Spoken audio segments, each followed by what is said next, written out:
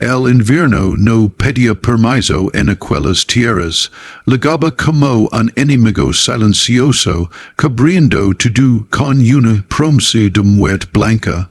En el otoño de 1841, cuando los últimos tonos dorados abandonaban los árboles del norte, Jacob Morrison se detuvo en lo alto de una colina y observó el val que pronto sería su hogar. El viento cortaba la piel incluso antes de que cayera la primera gran nevada. Jacob lo sabía, había crecido escuchando historias de hombres fuertes que no sobrevivieron a su primer invierno, de familias encontradas congeladas dentro de sus propias cabañas, de hulas que desaparecían bajo la nieve como si nunca hubieran existido. Jacob no era el más fuerte ni el más grande. Tenía 27 años, manos endurecidas por el trabajo, y una mirada que no buscaba demostrar valencia, sino entender el mundo. Donde otros veían naturaleza salvaje, él veía patrones. Donde otros confiaban en la suerte o en la fe, él confiaba en el pensamiento. Mientras descargaba sus pocas pertenencias en hacha, una sierra, clavos reutilizados y una manta de lana, el cielo se oscureció de forma antinatural. Un viento bajo, profundo, recorrió el val como una advertencia. El invierno estaba adelantándose. Los vecinos más cercanos vivían a varios kilómetros. Algunos, al verlo instalarse tan tarde en la temporada, sacudieron la cabeza. No pasara de enero murmuraban, nadie sobrevive solo aquí. Jacob escuchaba esos comentarios sin responder, no por orgullo, sino porque sabía algo que ellos no. El frío no mata por fuerza bruta, mata por descuido, por repetición, por filtrarse lentamente hasta que el cuerpo se rinde. Y si el frío encontraba la manera de entrar, él encontraría la manera de detenerlo. Durante los primeros días, trabajó desde el amanecer hasta que la luz desaparecía. Cada golpe de hacha resonaba en el bosque como un desafío. Los árboles caen uno a uno, liberando un aroma fresco y húmedo. Jacob sentía el cansancio en los hombros, pero su mente nunca se detenía. Observaba cómo el viento se colaba entre los troncos, cómo el suelo retenía el frío incluso durante el día, cómo el calor de su respiración desaparecía en segundos. Las noches eran los peores. Dormía junto a una fogata improvisada, envuelto en su manta, despertando cada pocas horas para avivar el fuego. El frío se infiltraba en los huesos, lento y implacable. Fue en una de esas noches, con las estrellas brillando cruelmente sobre él, cuando comprendió una verdad simple. Una cabana común no sería suficiente. Había visto muchas, paredes gruesas, troncos bien encajados, techos bajos. Y aún así la gente moría, el calor escapaba como agua entre los dedos. Jacob cerró los ojos y recordó cómo él era atrapado entre copas de ropa mantenía el cuerpo caliente. No era la lana en sí, era el espacio. Al amanecer, ya no solo construía para sobrevivir, construía para vencer. Comenzó a levantar la estructura base de su cabana, pero con una diferencia invisible para cualquier observador casual. No sería una sola pared. Serían dos, entre ellas, un espacio vacío, un colchón de aire inmóvil.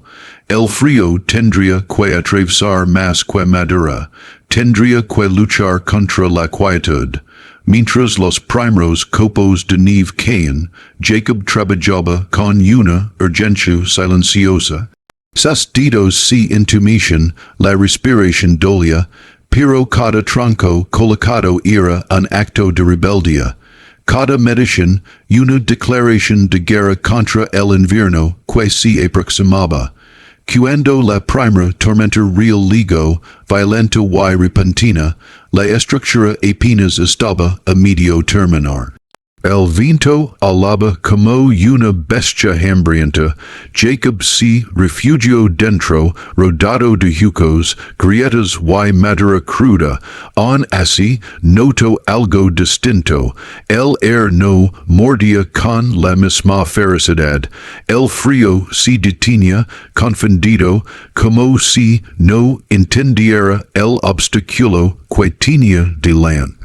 Esa noche, mientras la nieve se acumulaba contra las paredes inacabadas, Jacob sonrió por primera vez en semanas. El invierno había llegado, pero por primera vez no estaba seguro de ganar. El invierno ya no era una amenaza lejana, era una presencia constante. El viento golpeaba la cabana inacabada día y noche, buscando grietas, probando cada debilidad. Jacob Morrison lo sentía incluso antes de abrir los ojos cada mañana. El silencio pesado de la nieve recién caída, la forma en que el frío parecía observarlo, esperando un error. Pero Jacob no trabajaba a ciegas. Mientras otros colonos levantaban muros gruesos y rezaban para que bastaran, él estudiaba el comportamiento del frío como si fuera un enemigo inteligente. Pasaba largos momentos quieto, mano apoyada sobre la madera, sintiendo como la temperatura cambiaba entre el exterior y el interior. Observaba como el hielo se formaba primero en las esquinas, como el viento se colaba con más fuerza por ciertos ángulos. Nada de eso era casual. Una mañana, al retirar la nieve acumulada junto a la pared externa, notó algo revelador. La cara exterior del muro estaba cubierta de esquirres, sólida, blanca y dura. La interior, en cambio, apenas estaba fría al tacto. Entre ambas, el aire estaba inmóvil. Jacob se enderezó lentamente. No fue una revelación repentina, sino una confirmación. El frío avanzaba cuando podía moverse, cuando encontraba espacios vacíos, corrientes, rendijas.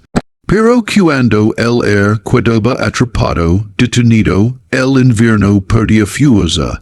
Ahí este murmuró, es el truco, a partir de día, su trabajo cambió, ya no se trataba solo de construir rápido, sino de construir con intención. Levantó la pared interior con la misma precisión que la exterior, cuidando que el espacio entre ambas fuera uniforme. Ni demasiado estrecho para no perder su efecto, ni demasiado ancho para evitar corrientes internas. Cada decisión tenía un propósito, usó lo que tenía a mano, musgo seco, acero, restos de madera, no para rellenar por completo el espacio, sino para estabilizar el aire, impedir que se moviera. No buscaba bloquear el frío, buscaba confundirlo. Las noches seguían siendo brutales, el fuego apenas alcanzaba para calentar una pequeña zona del interior. Jacob dormía poco, y cuando lo hacía, sonaba con paredes que respiraban, con viento atrapado como un animal dentro de una jaula. Al despertar, tomaba nota mental de cada follow, una corriente inesperada, una zona demasiado fría, un sonido que dilataba una filtración. Una tarde, la tormenta más feroz gesta entonces cayó sobre el val. La nieve descendía en diagonal, empujada por ráfagas violentas. Los árboles crujían, protestando. Jacob se refugió dentro de la cabana y cerró la entrada con una manta gruesa. Encendió el fuego y esperó.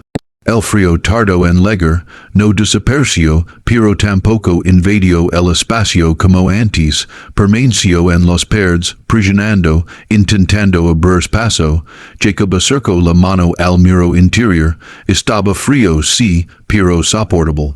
Vivo, no el frío asesino que paraliza los dedos en segundos, sonrió exhausto, esa noche comprendió que no estaba simplemente sobreviviendo, estaba aprendiendo algo que otros no habían visto, el invierno no era invencible. Solo era persistent, y la persistencia podía combatirse con paciencia y destino. Durante los días siguientes perfeccionó la estructura, celó juntas, reforzó esquinas, ajustó el techo para que la nieve no se acumulara demasiado. Cada mejora reducía un poco más el dominio del frío, la cabaña empezaba a sentirse distinta, no cálida como un hogar confortable, sino estable, predecible, segura, un colono pasó una mañana, atraído por el humo constante de la chimenea. Observo la construcción con seno fruncido, tocó los pads, sacudió la cabeza, demasiado trabajo para nada dijo, el invierno siempre gana, Jacob no discutió, solo cerró la puerta tras él y volvió al interior. Sabía que el verdadero juicio aún no había llegado, enero se acercaba, y con él, el frío que rompía hombres y hacía leyendas, mientras alimentaba el fuego, pensó en algo más grande que su propia supervivencia. Si esta idea funcionaba, no solo lo salvaría a él, podría cambiar la forma en que la gente desafiaba al invierno, enero ligó sin ceremonia, como un verdugo que no necesita anunciarse, una mañana, Jacob Morrison abrió la puerta de la cabaña, y el air le robó el aliento de inmediato.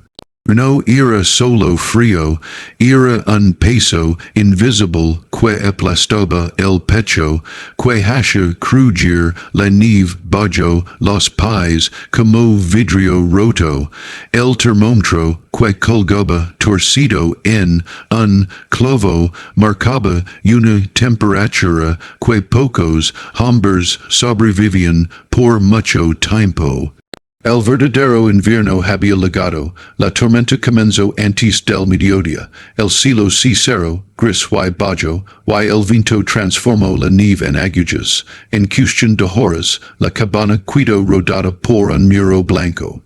La puerta apenas se distinguía.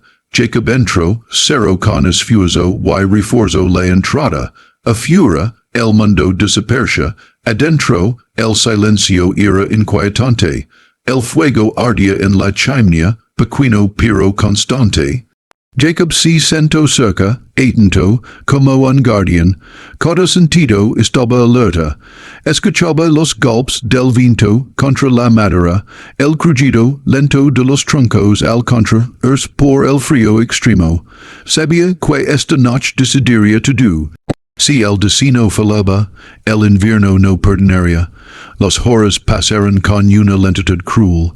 El frío intentaba infiltrarse, presionando desde afuera, pero algo diferente ocurría. El aire dentro de la cabaña no se movía como antes. No había corrientes traicioneras recorriendo el suelo. El calor del fuego no desapareció de inmediato. Se quedaba suspendido como si el espacio mismo lo protegiera. Jacob apoyó la mano en la pared interior. Estaba fría, sí, pero no mortal. El frío se detenía ahí, atrapado entre las dos capas de madera, luchando contra el aire inmóvil que Jacob había creado. Por primera vez comprendió que la cabaña no resistía al invierno por fuerza, sino por estrategia. La tormenta se intensificó al caer la noche, el viento rugió como un animal furioso, la nieve se acumulaba contra los paredes exteriores empujando, buscando aplastarlas, Jacob escuchó un golpe seco y se levantó de un salto. Revisó el techo, los soportes, cada rincón, todo se mantenía firme. A medianoche, el fuego comenzó a debilitarse. La lina se agitaba. Jacob sintió el viejo miedo trepar por la espalda. Sin fuego, incluso la mejor cabana era una tumba. Pero no se rindió, se envolvió en su abrigo, se sentó en el centro del espacio y esperó. El frío avanzó lentamente, con cautela, como si no entendiera por qué tardaba tanto. Minutos pasaron, luego una hora. Jacob respiraba con dificultad, pero no estaba entumecido. Sus dedos aún respondían, su mente seguía clara, era impensable, había escuchado historias de hombres que morían en menos de 30 minutos sin fuego. Sin embargo, Ali estaba él vivo, consciente, mientras afuera la tormenta devoraba el val. Cuando el amanecer finalmente rompió la oscuridad, la tormenta había cesado, el silencio volvió, profundo y absoluto. Jacob se levantó con cuidado y abrió la puerta apenas unos centímetros. Un muro de nieve bloqueaba casi toda la entrada. El mundo estaba sepultado. Volvió al interior y se sentó, exhausto. Entonces rió. Una risa baja incrédula, no de victoria, sino de alivio.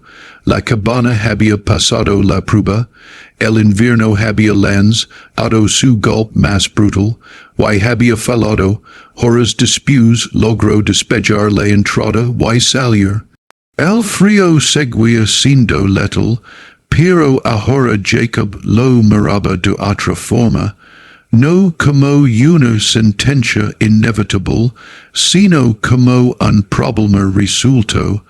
Desde ese día, la cabana de doble muro dejó de ser solo un refugio. Se convirtió en una prueba viviente, cada noche sin fuego completo, cada amanecer que llegaba confirmaba lo imposible, un hombre había engañado al invierno.